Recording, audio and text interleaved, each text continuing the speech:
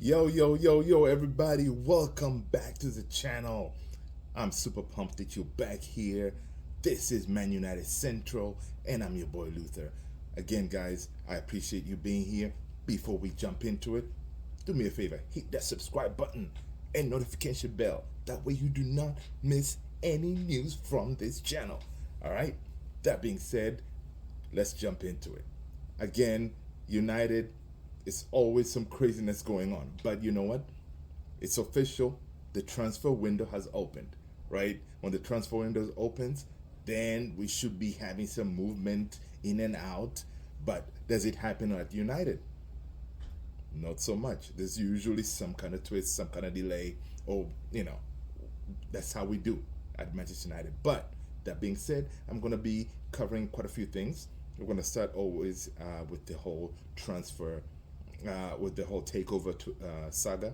From there, we're going to jump into some Harry Kane news, and we're going to go into some Mason Mount news, and all the other transfer going on with regards to our Manchester United. That being said, all right, so let's jump into the first topic, right? And has to do with the whole takeover situation. Do we have any update? So let me see. Let me see what I have here when it comes to the takeover. So basically, it's still, we're getting close to the end of the week. We haven't really heard a lot of rambling from the Glazers to see if they have really made their choice, who is going to be the preferred bidder. We're still on a holding pattern, right? But I was reading some articles just before I jumped on here today, and I'm seeing this article here. Basically, it's saying that in a stunning twist of events, so Manchester United takeover saga takes on an unexpected turn. According to these reports from Qatar, basically we heard that Sheikh Jassim was there were some reports that he was declared the winner for the race for the purchasing of Manchester United. But of course, those news were retracted by the Al Watan news agency, saying that we kind of jumped the gun. That is really not the case. But so far, what we've seen is from the situation on the stock is still kind of being steady. So it means that there's some news going on. But in new news is, according to Sheikh Jassim and his team, basically Sheikh Jassim has pointed out that if he's successful in the takeover, right, he's promising to boost Manchester United's summer transfer budget by a whopping 50 million pounds, which is a quite substantial amount, because whatever amount that we have, initially we had mentioned that we had say 100 million pounds, and then with the sales, we anticipating spending at least 200 million, right? We have to generate some money by selling, and whatever we have in the pocket already, which is that 100 million pounds. So with him adding the extra 50, we can do, Ten Hag can work some magic on there, right? So basically that is the latest when it comes to from the Sheikh Jassim's side, right? Now, on the other end, we saw another article, right? And here, this article is saying that basically this also happened a couple of hours ago. There's been a major hint regarding the Manchester United takeover, right? And basically this hint has caused quite a stir. This news is coming from the Football News France. So apparently, Sir Dave Brailsford, who basically masterminded the whole purchase of behind the OGC Nice, has reportedly scaled back his day-to-day work with the French club to focus on the Manchester United takeover. Okay, so basically that's the news that's being reported now. This is coming now from the Sir Jim Ratcliffe side. This gentleman, who is Sir Dave Brailsford, his key figure when it comes to working with Sir Jim Ratcliffe, and it's been reported that he has scaled back his work with Nice that way he can focus on the takeover. So it looks like Sir Jim and his team, they feel that they're still in the game, right? I know reports were saying, oh, Sheikh Jassim has an upper hand. He could be the one, leading the race. It looks like these guys, they still feel that they can be in the game. So as the battle for the ownership of Manchester United intensifies, the two figures, obviously, Sir Jim and Sheikh Jassim, they feel like they are locked and head to head, right? Now, so the intriguing aspect is the shifting of Sir Dave Brailsford's responsibilities, right? So it's believed that Sir Dave, the mastermind behind the OGC Nice success, has reduced his day-to-day work with the French club, possibly indicating that the preferred bidder status is within reach for Sir Jim Ratcliffe. Now, could this be a significant step forward in the quest to acquire Manchester United? Only time will tell us, right? And there's a second news, right? So, and the additional news is that by obviously by Sir Dave scaling back and Sir Jim feeling that okay, he's still in the game. What is Sheikh Al-Thani gonna do? Are they gonna step up their game as well? Do we see an additional bid? Because we know what's going to happen here. Like with the Glazers, they just want more money, and they, of course, if you look on the side of the Sheikh Jassim, money's not an issue, right? But they don't want to be taken to the cleaners, like overpaying for anything way over the asking price just because you want something, right? Imagine just because you want a specific car, and the car usually it's going to be like, so hypothetically the car is $500, and just because you want it, someone is the value of the car is like $500, and then all of a sudden you go to buy it and the person sees you, the way you're dressed, you're like, this guy he has a lot of money. You know what? It's going to be 1,200, a crazy number, right? And for a fact, this car is not worth 1,200. This thing is worth 500. So of course, Sheikh Jassim, money is not an issue, but he does not want to overpay for a product that he knows is not worth that much, right?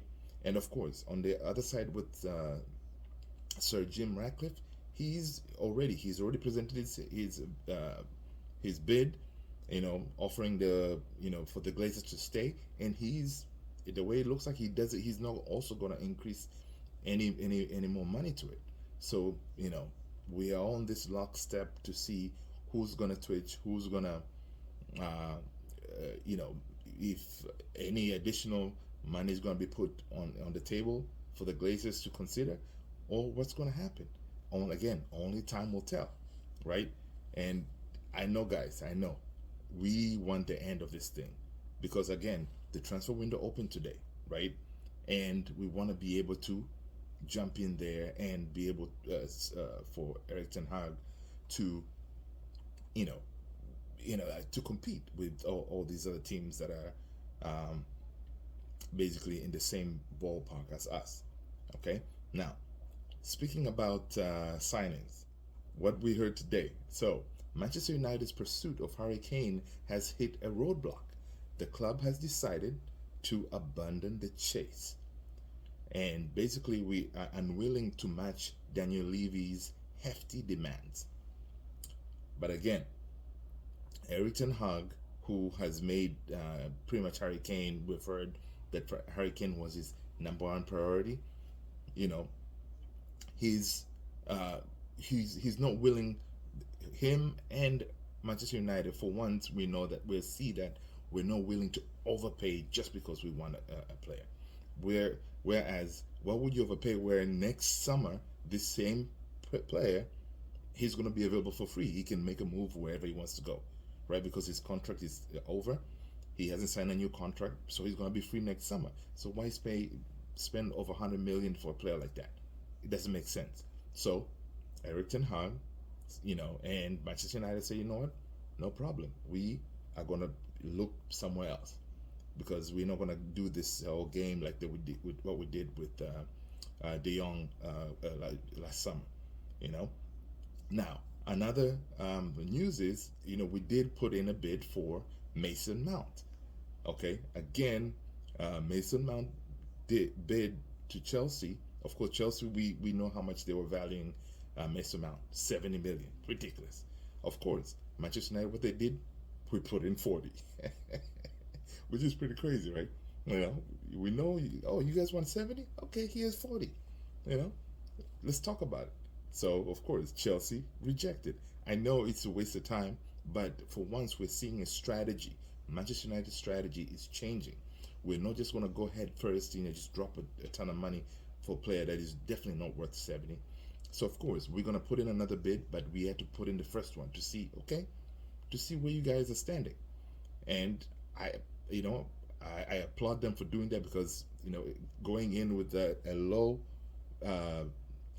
bid was good because, again, we basically are saying that, hey, we know this player is not worth 70 million, the money that you ask. Forget about it, So, so the bid was rejected. Now, on other news, when it comes to the whole transfer, our number one target in the defense, Kim Min-jae, apparently now we hear that, which is pretty good news, he was presented with an offer by Napoli. Napoli, they have said, you know what? No, Napoli presented him with an offer for extend his stay, and Kim Min-jae has rejected it. So he's definitely gunning to move to the Premier League. But we're also now stuck with a kind of problem. Apparently, Bayern Munich is also in for Kim Min-jae.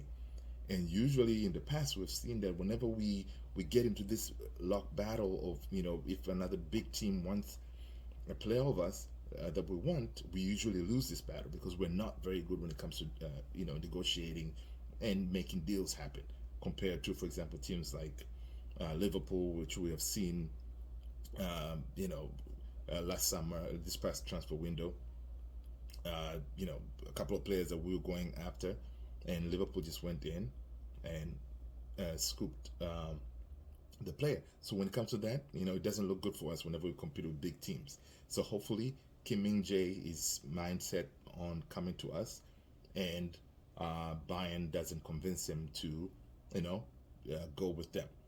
Now, that being said, we are now as we go about focusing now on going back to the striker aspect, right? We were going for Harry Kane. Of course, now we cannot get Harry Kane. What does Ten Hag do? We're going to go to the second option. So now we're going down the list. Second option is Osimhen. Now, Osimhen, the problem with him is now you're dealing with, again, another top striker where a whole bunch of teams, they're trying to get him. Now, another problem is with Osimhen, you're going to be dealing with Napoli.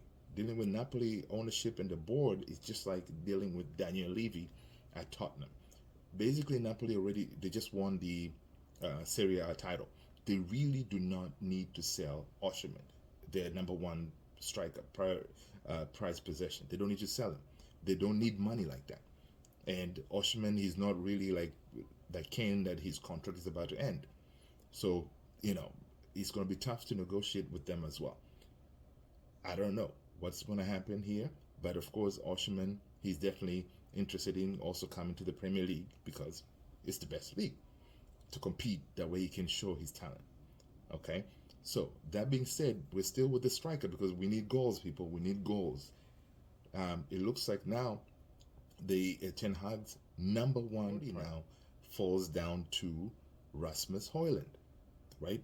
Rasmus Højlund is now like the hottest cake in Manchester United, in Erik ten Hag's list, Manchester United list when it comes to strikers, because they cannot afford to lose him, because Rasmus has already pointed it out to Atalanta that he's willing to move to Old Trafford, And this is a deal that we can definitely make, right? And we also have a secret weapon when it comes to Christian Eriksen, who is his teammate. He has been talking to him, trying to be that negotiator. Say, look, man, you should come to our team. You will fit in nicely, right? So we definitely need Rasmus Højlund to come to Old Trafford, and losing him will be just like the way we lost on Erling Haaland, because Manchester United and Ole Gunnar Solskjaer, we had an option, we had a chance to sign Erling Haaland, the striker, at Manchester City, but we dropped the ball, and he went to Dortmund, and then now he's at Man City scoring a bunch of goals. That could have been us if we got him back then, because back then we would have spent not that much money, because he was not established as the top striker he is now. But we lost on him. So Rasmus Højlund is the next big thing coming from that side of the world. And if we can get him, yes, he's not the finished product. Ten Hag can get him there. He can come in and do the job for us. So we have to make sure we secure his services. It is vital, right? Now, so we work on that, and hopefully we get that sorted out. We'll be in good shape. Now, another thing that is really good when it comes to the transfer, which is also priority, is the goalkeeping, right? David Raya from Brentford is Ten Hag's also one of the top targets when it comes to the goalkeeping. Now, David Raya was linked with a move to Tottenham. Now, it looks like from the news that what I'm reading here, I think it's from The Guardian, it looks like Manchester United, they're looking to hijack that deal to get, so that we can get David Raya in, right? Because we know with the hair, if he was to leave, we need another top goalkeeper. Because what happens is this now: if David De Gea does not, for example, sign the contract to stay, and then he gets pulled to Saudi Arabia, because obviously they're gonna throw a whole bunch of money at him, and he leaves, then we are left with no goalkeeper, right? We're left with one Dean Henderson, who we sent on loan. We definitely don't want Dean Henderson to be our number one next season, so it creates that problem, because De Gea hasn't signed, and right now, if he agrees to go to Saudi Arabia, we're in trouble. So now we have to get a goalie in, right? Because again, I don't want Dean Henderson to be our number one. He's not that good. There's a reason why we sent him on loan, right? So hopefully, Ten Hag and the team works on the deals and secure the services of David Raya, amongst other goalkeeper targets. So David Raya, to me, is my number one choice, right? Because again, he's Premier League proven. He's he can handle himself good on his feet. Of course, there's Onana, and Onana was also another choice for us, because Ten Hag has already worked with him, and Onana was linked with Chelsea. It looks like that deal is kind of falling apart, so maybe we can pounce on it and talk to him and see who can come in. I'll be good with either one. Onana, Raya, we should be good, because we saw what Onana did in the Champions League. Kid is comfortable with his feet, and that's what we want, right? So let me check if I can see what else I see here when it comes to the news. Of course, as I said, we already talked about that in the striking aspect. We also in for KANE&MOUNT. So again, if we were to get Rasmus Højlund, which is good, but we need another senior striker, that guaranteed striker. So maybe Ten Hag will go for KANE&MOUNT. Only time will tell again. Or what you guys tell me in the comments below. Who are your potential? You can be the scout. Say if you had the money and you can pick your striker. Give me some, whatever list you have. Give me some lists, man. And see what you think. Maybe we go for Tammy Abraham for Roma. I don't know. Again, sometimes we get with the news, they only feed us the players that we want. They want us to focus on, like of course Moani and then Rasmus Højlund. There could be other better strikers out there that the world doesn't know, right? So I really hope that Man United can actually use the scouting network and try, maybe you can get a gem out there that you can bring in and light up the Premier League. Okay, so I really hope we can get that, because for sure, Manchester United, we need at least two strikers, right? You can get the Erasmus, and you need another one who's guaranteed. And of course, it looks like Martial is going to stay. He's hurt, but the thing is with him, you cannot depend on him. This guy can get hurt just walking, you know, getting out of the shower. So again, this whole thing is extremely fascinating, and again, news is breaking all the time. You know what? I'm always going to be keeping an eye on it, and that way I can provide you with all this information. That way you do not have to go anywhere to look for this stuff. Guys, that is all I got for you. I appreciate you coming back here. I appreciate you, as you're leaving, hitting that like, subscribe, and notification bell. That way you do not miss any news that comes out of this channel. Thank you so much. Peace out.